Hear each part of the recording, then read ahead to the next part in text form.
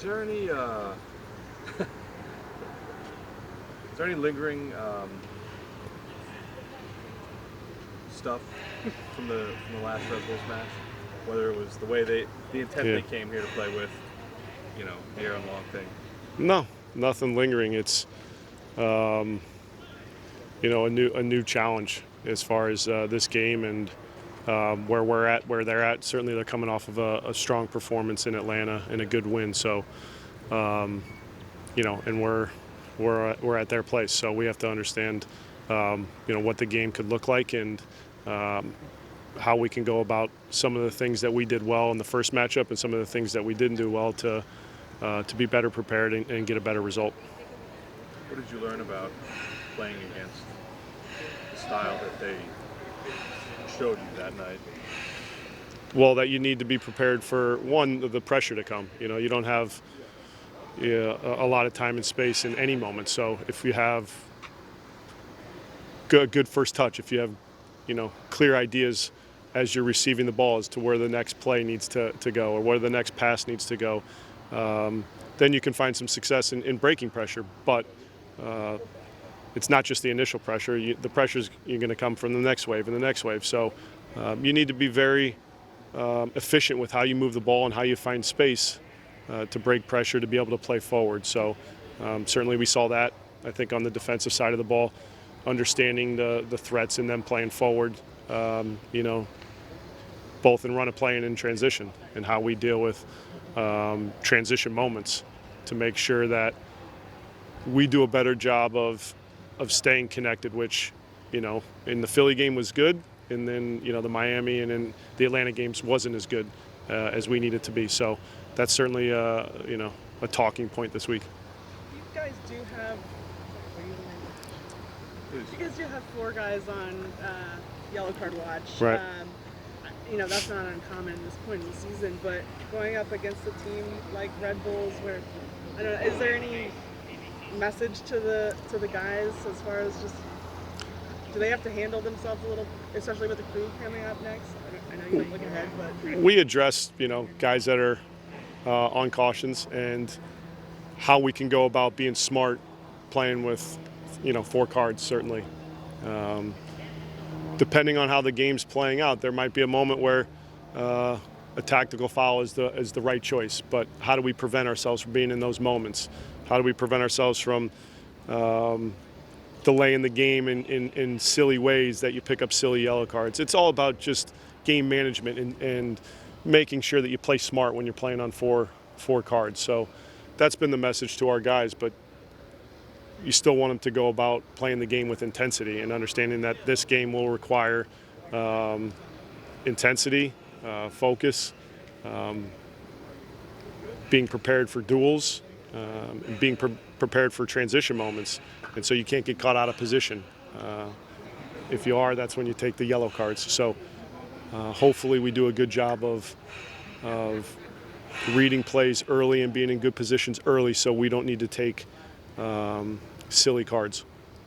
And then, you mentioned last night's game. What are you seeing from Red Bulls just in these last, since you guys played them last? I guess what's standing out? I think you see consistency in their performances week to week. Put the results aside. They know how they want to play, and I don't think they're changing for the opponent. They want the opponent to change for them, which is a sign of a strong team, and their record shows that. So I think we've just seen a lot of similarities from our matchup. What was it, a month and a half ago, or however long ago we played them? And it's just finding little differences maybe in those games or different shapes that they've started the game with, and what we need to be prepared for. The East is so tight right now. A bunch of the games last night had implications for that. Right. I think spots 5 through 13 were separated by 5 points. Right. We know MLS is a league of parity. Do you think this is just a typical MLS season in that way, or is this more of an exaggerated kind of form of that parity? I'm sure if we looked back at the past 5-10 years of what the table looked like with 10 games remaining, it would look very similar. Maybe this year in particular a little bit tighter when you talk about the separation from 5 through 12. You win 2 games and all of a sudden you're jumping from 12th, to 6th, 7th place. So you can gain a lot of progress based on where things are at. So week to week, results are obviously very important right now, and whether you're chasing or whether you're above the line. So I think you said the word. There's parity. Charlotte goes into New York City or into Red Bull Arena and gets a win on any given night. Anybody can step on the field and win a game, and we're seeing that, and it's going to be a very tight race as the season closes out. Being kind of joint 7th right now, do you feel like you're chasing it, or do you feel like this is a good position? Well, we're not ahead of the line, so we're chasing it. But I wouldn't say it feels like we're chasing it. I think we still do understand how important 3 points are, and where you kind of need to be, over the course of these 9 games as far as points to be a playoff team. So the earlier we can find 3 points, the better off we'll be as those final games come upon us. So we're well aware, but we're also below the line. So it's important that we're winning games now. How's if I could get into the health piece of it, Mm-hmm. How is Sergio doing? I know that when we spoke to you 10 days or so after his second evaluation, Right. You were hoping for him to come back at or around 10 matches left. Right. Where is he at right now? Probably a little behind that as far as he'll be with the group, in the next couple days. But I think we've been a little bit more cautious and mindful, given the injury, the history, the player, how powerful and explosive Sergio is. So we want to make sure that his return to play is putting him in a position to be available for the remainder of our games. And so I would say next week, he's on the field with the full group, and then we'll just assess how that week goes as far as his availability for next weekend. Is there any update on Ronald Matarrita? Any timeline on when He'll be joining the group in about less than a week and a week's time, and he'll have a follow-up in New York with the surgeon, and then he's cleared once we get the clean bill of health from that follow-up. He'll be with the group, so certainly it'll be a good to have Mata back with the group. So he'll be back here in a week, just kind of like going through the normal rehab type stuff. Correct. Well, no, he'll come straight from that assessment, and then he'll be with the group.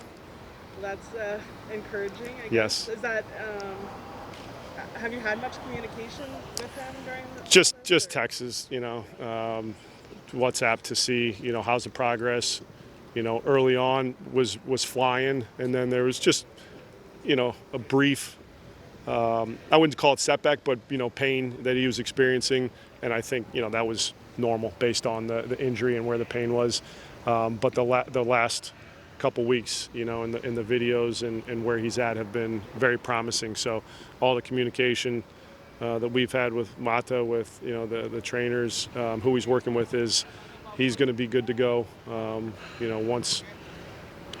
Once we complete that follow-up, and then it's just getting him back into the mix and seeing where he's at, because obviously it's a long time that he's been away from the group and off the field. So we'll take that day by day once he does return. That's an interesting one, trying to integrate him back into Right. the group at this stage in the season. You're kind of doing it with Matt in a different way, and you just spoke about it a little bit. But what are some of the challenges of getting? I guess here's the question for you: is that a case where, because Mata's potential, you just, regardless of how maybe unfamiliar he is with things right now, you're not going to put him in a bad spot, but do you just want to get him on the field as soon as possible because of his potential? Yeah, as long as he's cleared physically, he'll be on the field, and then it's just assessing, again, like I said, day by day, because, even though he's pushed himself, he hasn't been out here every day, and so that's, that's different. And so each day we'll have communication to see how he's feeling after trainings and what makes sense as far as his inclusion into the 20-man and then as he progresses is he available and an option in the starting group. And so that's with any player that's returning, but certainly you have to be cautious just based on how much time he's missed. That whenever he is fully ready to go, that's when we'll put him out there. But we want to put him out there too early because we know it's certainly a talented piece coming back to our group that can certainly help us in the stretch run. Thanks, Pat. Good. Thank you. Thanks a lot. Appreciate it.